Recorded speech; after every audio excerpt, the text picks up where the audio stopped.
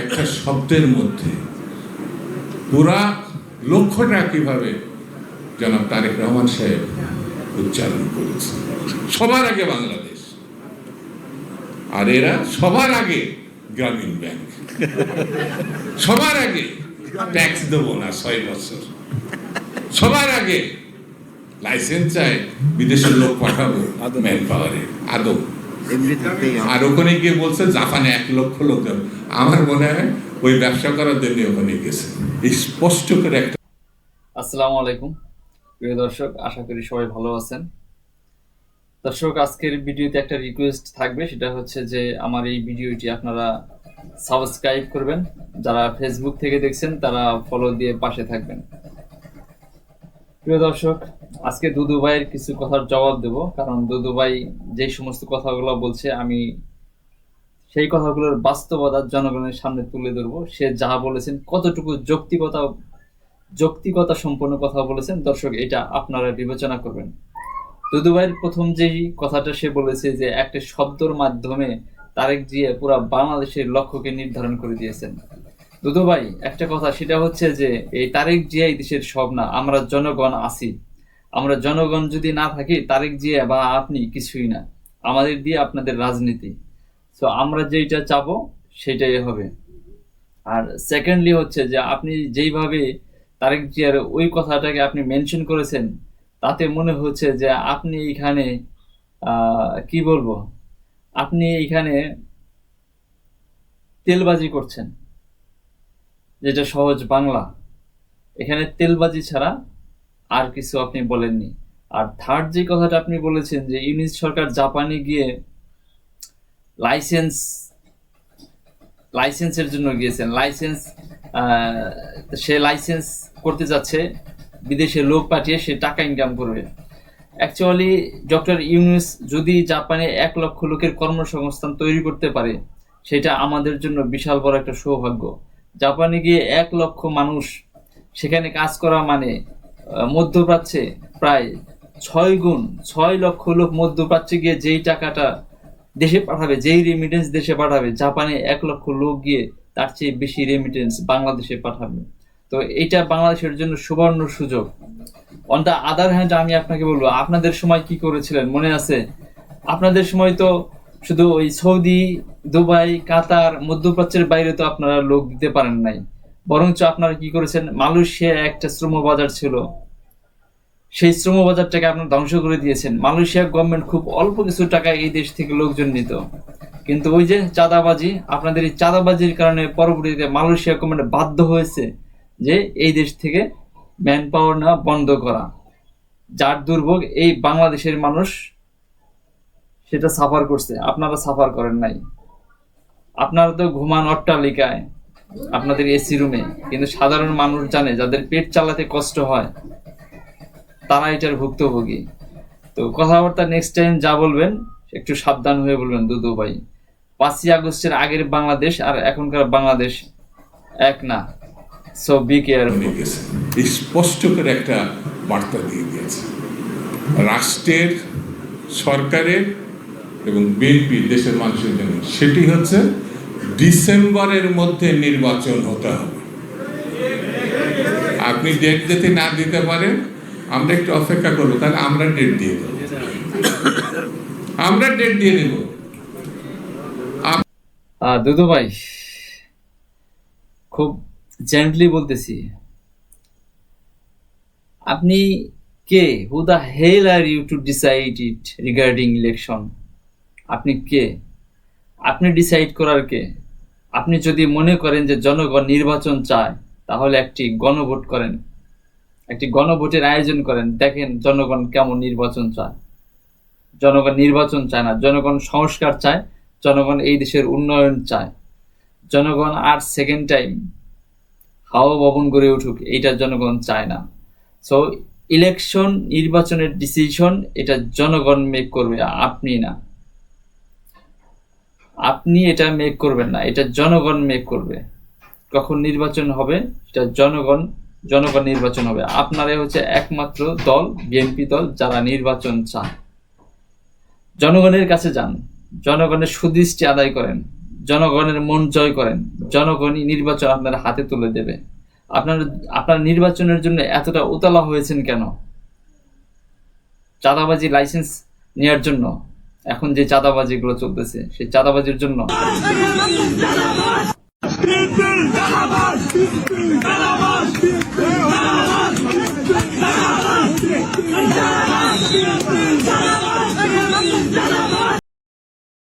আমার কথা হলো যে আপনি হয় ক্যান্ডিডেট দিয়েন না, আমার অনুরোধ থাকলো। আমাদের এখন আমরা 17 বছর খাইতে পাইনি, এখন আমরা খাবো। 17 বছর আমরাও খাইতে পারিনি ভাই। কেন আমরা নিজেরাই খাইতে পারছি না? আপনার নওগাঁ মান্না যেখানে বরণ কাজ কাম করিবেন, এখানে দিবেন না কেন ভাই? এটা যদি আপনি অপমান না হতে চান তাহলে আপনি দিবেন, আর অপমান হলে পরে আপনি টেন্ডার দিবেন। ও টাকা জমা দিব না? কি বলতেছেন? আপনার কথা বুঝতেছি। বলছি যে আপনি আমাদের হলো রোড ছিঁড়ে আর সিঁড়ি বললে কিনা দরকার নাই। আমার নানা বাড়ি ঠাকুরমান্দা, কিন্তু বুঝছেন? আপনাকে আমি চিনি, আপনি তৃপ্তির মালিক, জামিল আমার বন্ধু। কিন্তু আমি বলি আপনাকে যেটা বলি, আপনি হুমকি দিচ্ছেন তো ভাই, রুবেল ভাই, আপনি আমার এলাকার মানুষ, আপনি হুমকি দিচ্ছেন তো। হুমকি দিচ্ছি কি কারণে? কি কারণে হুমকি? আপনার তো আমি বলছি যে আপনার সঙ্গে আমার সাক্ষাৎ হবে, কথা হবে। আমার কথা হলো যে আপনি হয় ক্যান্ডিডেট দিয়েন না, আমার অনুরোধ থাকলো। আমাদের এখন আমরা 17 বছর খাইতে পাইনি, এখন আমরা খাবো। 17 বছর আমরাও খাইতে পারিনি ভাই। ওই জন্য দিয়ে দিলাম, মান্না টানা সব দিয়ে দিলাম। আমি 17 বছর পরই কাজ পাইলাম, এর আগে পাইনি আমি। দিঘি দিলেন না আপনারা? আমরা দিঘি লিনি। কিনেছে দিঘি? আপনার রাজশাহীর ছেলে পেলেও ভাগ নিয়ে গেছে দিঘির টাকার। জানেন আপনাকে দিঘি দিয়ে দিয়েছি, আপনার এলাকা দিঘি আমি লিনি ভাই, আমরা লিনি। আমরা টেন্ডার করছিলাম, আমরা পাইনি। আমি মাস্টার মানুষ তো, ওই জন্য আমি বলছি যে আপনি আপনাদের কর্মচারী এখানে যারা পুলিশ, এখানে প্রশাসন দেশের মানুষের অর্থে চলে। খুব পরিষ্কার করে বলি ভাই, আমরা এখন একটা বয়সে এসে, আমরা তো ছাত্র রাজনীতি করতাম, আমার এখানে যারা আছে এখন সবাই ছাত্র রাজনীতি করতাম। ছাত্র দল কিন্তু এখন মাঠে আছে, বিএনপি মাঠে আছে, যুব দল মাঠে আছে, শ্রমিক দল মাঠে আছে, স্বেচ্ছাসেবক দল মাঠে আছে, মহিলা দল মাঠে আছে। তারেক রহমান এখনো চূড়ান্ত কথাটা বলে নাই, আমরা মাঠেই আছি। যখন চূড়ান্ত কথাটা বলবে, কালকে কিন্তু ঢাকা শহরে অনেকে বেরোতে পারে না। যখন বাংলাদেশটাকে স্ট্যাগনেট, একেবারে স্থবির হয়ে যাবে, সেদিন বুঝতে পারবে। আপনার গোষ্ঠী বলবে যে ট্যাক্স সরাতে পারেন না, তাহলে কি করলেন? আরে ভাই, আমাদের নেতা কর্মী 5,000 নেতা কর্মী তারা শহীদ হয়েছে। কথা সত্য না মিথ্যা? সেটা কিন্তু বলবো। হ্যাঁ দুদু ভাই, আপনার কথা শুনলে শুধু হাসি ছাড়ার কিছু পায় না। আপনার কথার জবাব আমি না, খোদ আপনার দলনেত্রী বেগম খালেদা জিয়ার মুখ থেকেই শুনে আসি। ওই যে বলেছি যে খালেদা জিয়া ভয় নেই, রাজপথ ছাড়ি নাই, এই কথায় আমি বিশ্বাসী নই, এই কথা আমি মানি না। রাজপথে আমি কেন অনেককেই বলবো, আমার নেতাদেরও বলবো যে রাজপথে তখন থাকার কথা থাকে নাই, রাজপথ ছাড়ি নাই বলে ভুল হবে, রাজপথ ছাড়ি নাই বলে ভুল হবে। ওই স্লোগানগুলি দয়া করে আর দেবে না। ভালো স্লোগান শেখো, ভালো স্লোগান দাও, তাহলে কাজে দিবে, বুঝেছো? ওই যে বলেছি যে খালেদা জিয়া ভয় নেই, রাজপথ ছাড়ি নাই, এই কথায় আমি বিশ্বাসী নই, এই কথা আমি মানি না। রাজপথে আমি কেন অনেককেই বলবো, আমার নেতাদেরও বলবো যে রাজপথে তখন থাকার কথা থাকে নাই, রাজপথ। কি বললেন? ঢাকার শহর অচল করে দেবেন, এটা আপনাদের রাজনীতি? বাংলাদেশকে আনস্টেবিলাইজড করবেন, বাংলাদেশকে একটি অস্থির সিচুয়েশনের ভিতর দিয়ে নিয়ে যাবেন? যান, দেখি। 16 বছর তো আপনাদের দেখেছি প্রতিবারে ঈদের পর, এখনো না হয় একটু দেখি।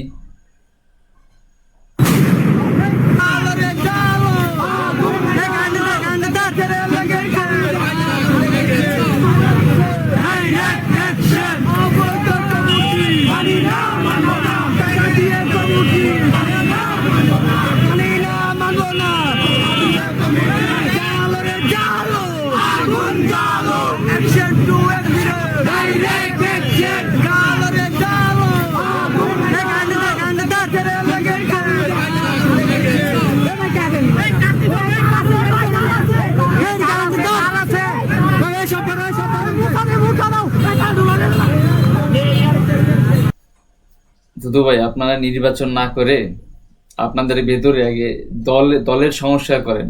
দলের আন্তঃকুণ্ডল যে মানুষগুলো মারা যাচ্ছে, দলের ভিতরে সিস্টেম ঠিক করেন, দলের ভিতর চেইন অফ কমান্ড শৃঙ্খলতা ফিরিয়ে আনেন, দলটিকে গুছানো। শুধু খাই স্বভাবটা বাদ দেন। নির্বাচন দিলে আপনারা ক্ষমতায় যাবেন, এত সহজ? নির্বাচন হবে, জনগণ যখন চাবে তখনই নির্বাচন হবে। এইবার জনগণ ভোটের মাধ্যমে আপনাকে দেখিয়ে দেবে জনগণ কি চায় অ্যাকচুয়ালি।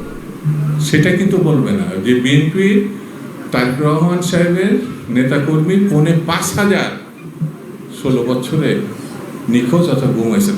সেই জন্য ভোটের রাজনীতি আসলে আমার কাছে মনে হয় ওই জামাতের যে প্রার্থী দেখবেন, যারা ইলেকশনে বিরোধিতা করছে, প্রার্থী কিন্তু সব দেওয়া শেষ, 300 প্রার্থী দিয়ে দিয়েছে।